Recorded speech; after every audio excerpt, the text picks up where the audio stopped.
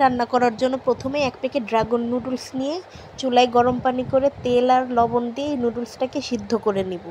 তারপর অন্য একটি পাত্রে কালো গোলমরিচের গুঁড়া, টেস্টিং সল্ট, সয়া সস আর টমেটো সস দিব, কিছুটা লবণ আর চিনি দিয়ে একটি মিশ্রণ বানিয়ে নিব। তারপর দুটো ডিম স্ক্র্যাম্বল করে নিব। তারপর ওই নুডলসটাকে ভালো করে ধুয়ে নিব। একটি পাত্রে তেল গরম করে নিব। তারপর কিছুটা বাটার দিয়ে এর মধ্যে পেঁয়াজ কুচি আর চিংড়ি মাছ দিয়ে দিব। তারপর ভালো করে নেড়ে চেড়ে এর মধ্যে ওই চাউমিনটাকে দিয়ে দিব।